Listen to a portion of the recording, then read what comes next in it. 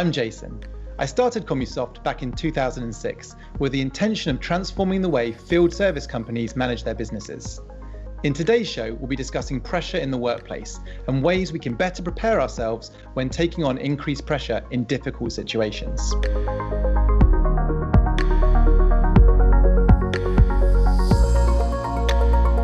Welcome to another episode of Success in the Field, where we explore the world of field services and highlight best practices for achieving success. In this special episode, I'll be hosting a small panel discussion focused on handling pressure and employee well-being. It's a subject that's vital right now more than ever as we focus on balancing all facets of our lives in this new normal. I'm joined by Andy and Catherine from Elemental Wellbeing. Welcome, Andy. Welcome, Catherine. Let's kick this off with some introductions. Great, thank you, Jason. Well, for 25 years or so, I've been running businesses and in particular, helping organizations perform under pressure. With Catherine, we set up Elemental Wellbeing, helping companies with well-being and mental health awareness. Hi, I'm Catherine. My background is in psychiatry and as a university lecturer specialising in mental health and resilience. With Andy at Elemental Wellbeing, we work to bring a psychologically evidence-based approach with established performance techniques to help businesses really find their formula for well-being at work. We're going to be having a discussion about handling pressure. I'm going to help steer this so that we can have a frank and honest conversation so those listening can learn from all of our experiences and will be encouraged as well to share their own. Welcome, Andy and Catherine, and it's a pleasure to have you here today. Would anyone like to share their personal experiences since the onset of the pandemic and how you've managed to adapt to the changing pressures that have developed as a result? For me here at Commusoft, I know that one of the big pressures was around people and staff. You know, I was pretty confident people would be able to work from home the whole time, but a pressure that I personally felt was how I would be able to change the way I behaved in order to support our team better. You know, it's very easy when you're in the office and you're sitting over from someone and you can see if they're feeling something maybe different, maybe more pressure, or they're feeling unnerved or whatever it might be. But when you're so far away, that's quite a difficult thing because you don't have necessarily that, you know, personal face-to-face communication that you don't really get from something like Zoom, and you naturally can't be on Zoom all the time with everybody. So I think for me, it was about changing the way that I behaved in order to try and help the team as much as possible. Andy, what about yourself? Yeah, I recognize a lot of that, Jason, of course. It's been interesting having the kids doing their schooling from one room, and then we're running a business from another room, which is interesting, and it's got its challenges, of course. I'm interested in what you said about meetings, because actually you can look at that in a number of ways. A very obvious consequence of this pandemic is the fact that we do use video conferencing so much. And on aspects of our business, we've actually found that we've been able to have more meetings because you're using Zoom. So you might have sort of 15 or 20 meetings in a very short space of time, and they could only be like sort of 10-minute meetings.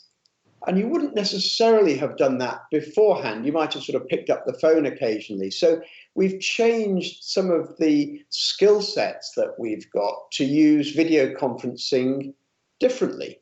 And so I think there have been some positive consequences, but yes, you're absolutely right. Plenty of pressure as well. And Catherine?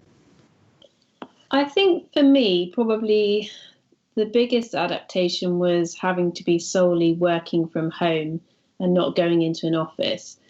And it took me some time to adjust to that. And perhaps kind of aligned what you've both said, but slightly different in that I needed to find a way to create boundaries between work and home. So that work-life balance was, I needed to spend more time working that out. So that's taken a bit of time to get used to. And I think the other thing that's been interesting challenge for me personally, I would describe myself as a bit of a learned extrovert. So naturally I'm more introverted, but I've found ways to learn to be extroverted in, social and work interactions. And for me, having to adapt so that still worked across Zoom. And at other times, finding ways to have meaningful connection with people that wasn't face-to-face. That was a bit of a challenge. But what really worked for me is just trying everything. So whether it was quizzes or, doing online cook-alongs or, just all those sort of different things that were out there during the sort of first lockdown, giving those a go really helped me build up social connections with people. I wish you could teach my wife that. She has no boundaries between work and our personal life whatsoever. We could be sitting watching a movie. She gets her laptop out and continues working even to the early hours. And I think you're completely right. I mean, it's more difficult when you don't separate physical spaces. I mean, it's fine if you've got a big house with a specialized office. It's a little bit easier. You can close the door. Thank you very much. But if you're sitting on your dining room table or you're sitting in a smaller space, then naturally you're going to be the two worlds blend too much, and it's very difficult to then know when to put your laptop down, as it were.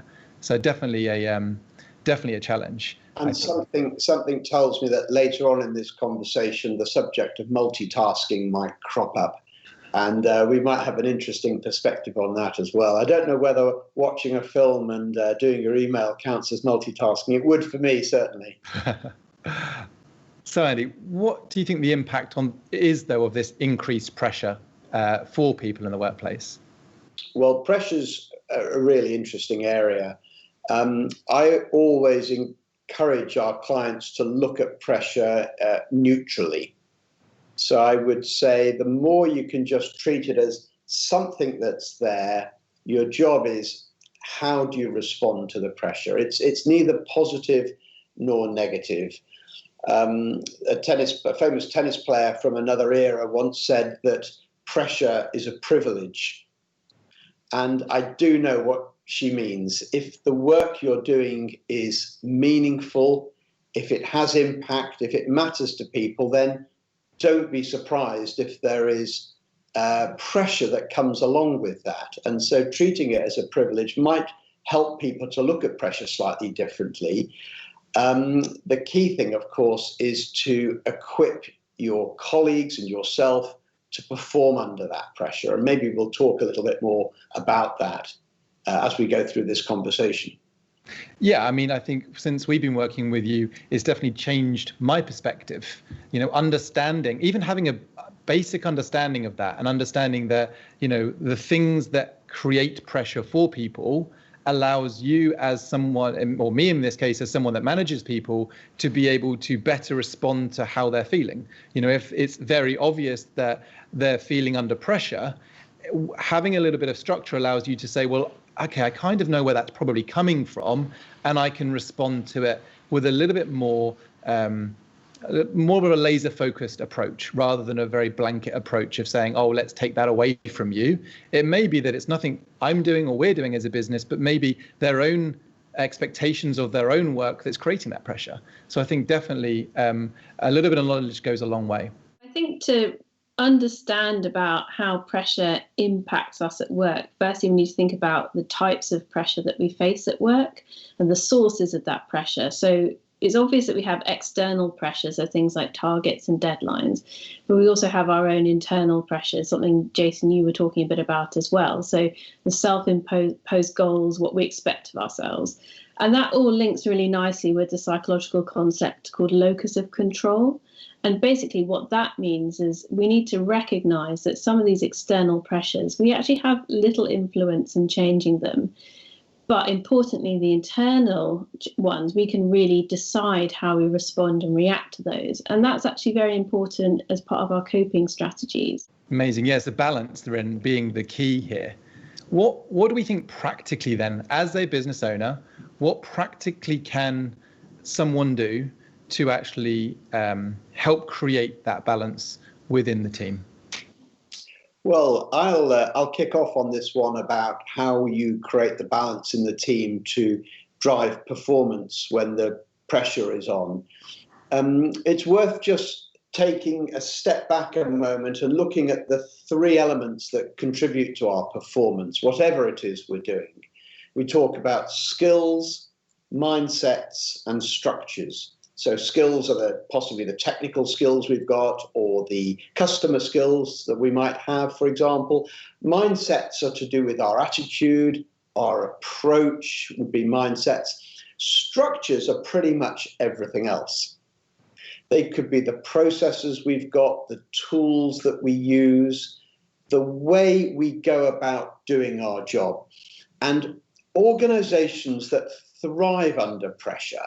So if you think about airlines, for example, medical teams, military, those organizations thrive under pressure, and they've got really good structures.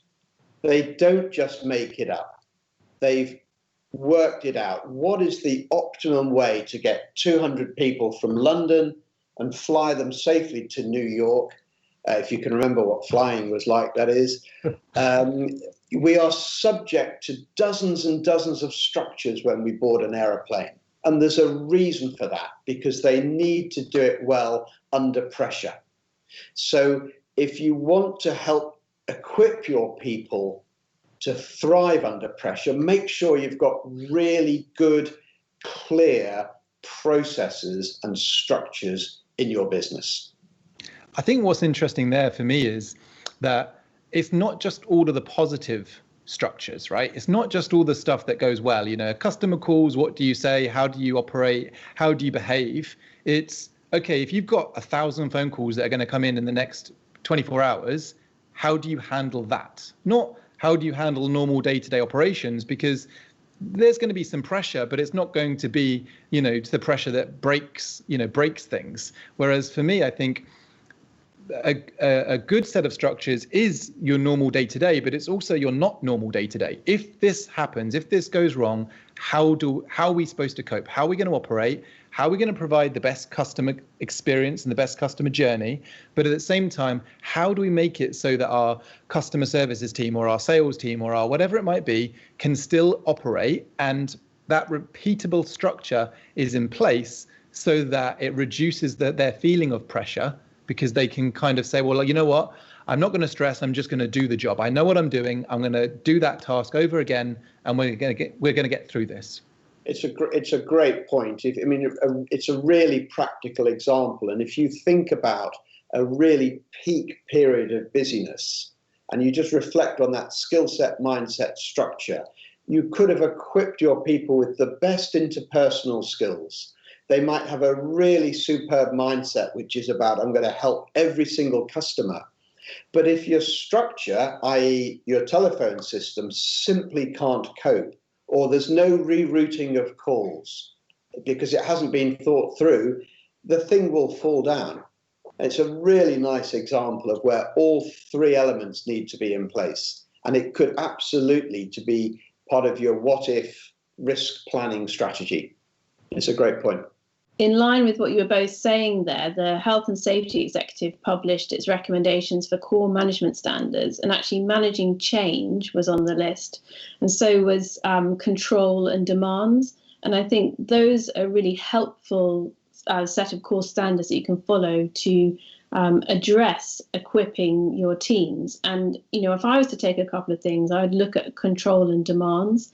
I think that understanding the demands your employees face by listening, really understanding their workload is important. And also giving them a sense of increased control over their workload where you can. That can really help them to feel equipped to manage. There are also some special tips that I can suggest. So things like building in a routine that includes taking breaks and adapting your routine to actually increase doing the things that really energize you. At Elemental Wellbeing, we run a workshop looking at the differences between energizers and depleters. And the energizers are things that really motivate you and keep you going, and the depleters are the things in your working day that can down-regulate you and just make you feel a bit And, those are the things that you need to reduce in your life. The other tip is, of course, avoid multitasking. We know that it massively reduces productivity. And then finally, I'd say take a chance to celebrate wins, even if they're small ones, even when it's incredibly busy. It's really important that people feel recognised for their hard work. And, there's that flexibility within the system to spend time on that as well. So what do businesses need to understand then about mental health and well-being in the workplace? The government commissioned a review into thriving at work in 2017, which looked at how organisations should focus on mental health at work. And the crucial points are that it's about increasing awareness and improving communications at every level. And nowadays, with the pandemic that we're facing, the WHO has recognised the psychological impact of COVID, the effect it's having on our stress and our anxiety, and also specifically the impact of quarantine with social isolation and loneliness. And all of this basically comes together to show us that to be performing at your best professional self, you really need to be looking after your well-being. And that's what companies need to take forward. Yeah, I think it's interesting because I think the stigma around mental health in the workplace is that it's very complicated, or it feels complicated. It's beyond, me to understand it, and there needs to be some professional to tell me exactly what to do. But I don't even think it should be as complicated as that. I think the fact is that, when we talk about mental health, there's probably some very practical things businesses can do on a day-to-day basis that ultimately can improve the working environment for people. And as you said, when we talk about mental illnesses, are we talking about, my understanding is we're not talking about necessarily extreme mental illnesses. We're talking about illnesses that are brought on by work-related problems, stress and other things. So are there any major practical tips as a business owner that you can come away with and think, this is something we could do in our business today that, it may not change the world, but it may move the needle enough to improve that business and the people around it? Yeah, I think you're exactly right, Jason. There is a spectrum that this all fits along. And at one end, there is, very severe mental illness. And at the other end, there's, good mental well-being. And then there's everything in between. And there may be people who, have mental health problems, have a mental disorder diagnosed, and they're managing really well. Their treatment's going well, and they're managing well at work. And then there may be other people who've never had a diagnosis made, but they're having mental health problems right now. And it might be that gets picked up in the work environment, because let's face it, we spend quite a lot of time at work. So going back to what you said about stigma, I think it's important that employers recognise, there are three areas to stigma, basically. There's the problem of knowledge, so people just not understanding enough about mental health and mental illness. There's the problem of bad attitudes, where people are prejudiced towards people that have mental health problems. And that can sometimes in itself bore out of the problem of ignorance, where people just don't really understand mental health. And I think sometimes as well, it can be a bit scary because it's just not as well understood by people. And then finally, the third area of poor behaviour, so where there's actual discrimination against people who have mental health problems. And what organisations need to do is address these areas. And I think what's really key is education. So helping people understand more about mental health, debunking myths like mental health problems can't be cured, or having a mental health problem means you're weak in some way or can't do your job. And then finally, getting a sense of cultural alignment for a company so that their mental health is normalised and people feel that they can have open conversations, engage in activities or events put on by the company that are about supporting well-being, and through that method reduce discrimination. I think one of the things that we aren't talking about is ultimately the cost to the business when we don't address these things as business owners, as directors, as leaders, as managers. When we don't, we do nothing about it, is that costing the business money? Reports also suggest that now mental health is actually the biggest cause of absenteeism in business, and that number is growing. There was a report done actually before the outbreak of the pandemic that identified issues around mental health as being the biggest single factor to do with absenteeism. And I'm pretty sure it's safe to say that will only be growing. So absenteeism is certainly an area which is costing business. There's also the phenomena of presenteeism, which is people who are at work, but they're not functioning as they should be. And the third cost that's identified as a major cost is staff turnover. So people who just, for whatever reason, aren't able to stay in their role, and that has a cost to business as well. I think there's some practical pieces to this straight away. I mean, absenteeism is one of those things that kind of happens and then kind of goes away, right? Because it's one day they're not there, you kind of not forget about it, but you kind of move on. But the reality is, if you're a business with so much excess capacity within your team, for example, if I had 5 members of staff to do effectively what 3 members of staff are doing, then I'm pretty inefficient, right? But naturally, if I've got 1 member of staff off, I'm okay. But I'm inefficient all the time. But so if I'm operating at a reasonable efficiency level, if I've got 5 members of staff for sort of 4-ish people's worth of work, which gives you a bit of flexibility if someone's on holiday or whatever, you soon start to realize if you've got very high absenteeism, that's going to cause you a significant problem. Field service, for example, you've got an engineer with a full day's jobs, and then suddenly he rings in the morning and says, I'm not coming.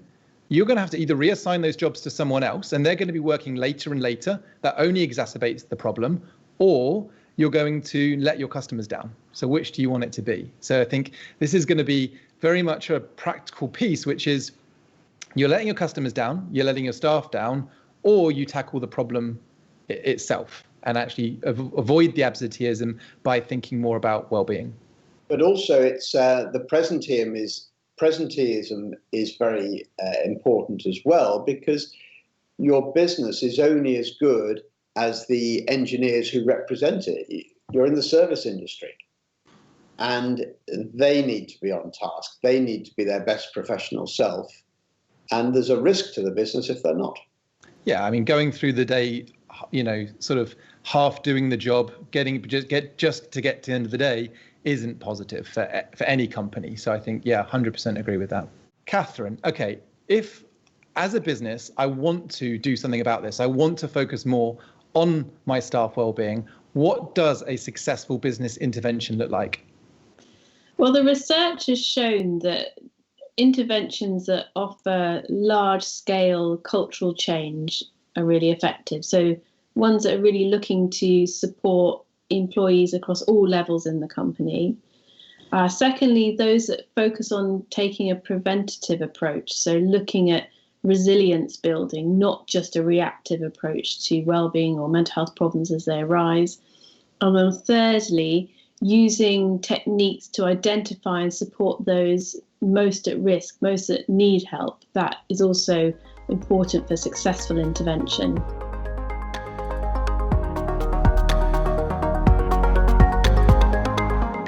And any final thoughts, especially in reference with the current challenging times, both personally and professionally? Would you give any advice? In relation to engineers in the field, I think engineers have a really tough job at the moment. We know they've got several factors that contribute to increased stress at work anyway. They're customer facing, they have to be quite reactive, they're often turning up when something's gone wrong. They can be contactable out of hours, they're effectively on call. They face scrutiny from, regulators, and they have high levels of responsibility. And perhaps, I don't know, unfairly, but historically, there's been some misinterpretation that it's a macho culture and that they don't really talk about well-being. And I think from a pandemic perspective, on top of that, being key workers now, they can find themselves in quite anxiety-provoking situations. And we know from the Office of National Statistics, who've been carrying out research throughout the pandemic, that nearly 40% of people feel their well-being has been affected solely by the pandemic. And when you think about the anxiety that's coming across at the moment, it's important to understand why that's different to normal anxiety levels.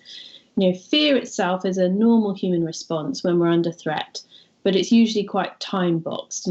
Once we've got over the thing we're worried about, then we can move on from it. But at the moment, we're in a sort of chronic state of feeling slightly anxious because of the potential threat of the virus and the uncertainty around our lives. And that physiological response in our body is that all these hormones are flying around that are making us respond to that stress. So the fight or flight response, it's sometimes called. But the long-term impact of that is something called allostatic overload. And that basically means, you end up with feeling fatigued, quite reduced motivation, and that can impact your well-being as well. I completely agree. I think one of the things that I've personally noticed is that, it's the uncertainty that makes it difficult, right? Especially around this pandemic. We have another month-long lockdown, and we assume it's going to finish, and we hope it's going to finish. We promise it's going to be finished, but internally we're not 100% sure. We don't know exactly. And it's that, as you said, that idea that we're in this constant fight or flight. I think that in itself is very stressful, and I can definitely appreciate why that can definitely bring someone down. And I think ultimately, as business owners and as responsible people, we should be investing in our people's well-being and in their mental health. And we should sort of understand and empathize for our staff to make sure that we're in the best position possible to make them as successful as possible. Thanks for joining us today, Andy and Catherine. I hope those watching are left with some practical steps that they can apply straight away to their businesses. I know I found today's discussion pretty fascinating. Oh, great. Well, thank you, Jason, for giving us this opportunity. Thanks, Jason. If you found today's chat insightful, do check out Elemental Wellbeing. Andy and Catherine have put together a free resource for you to download that's focused on well-being in the workplace. I'll leave a link in the description below. Also, exclusively to Commusoft clients, we have another set of videos all around working under pressure. I'll leave another link in the description below if you're interested in looking at those too.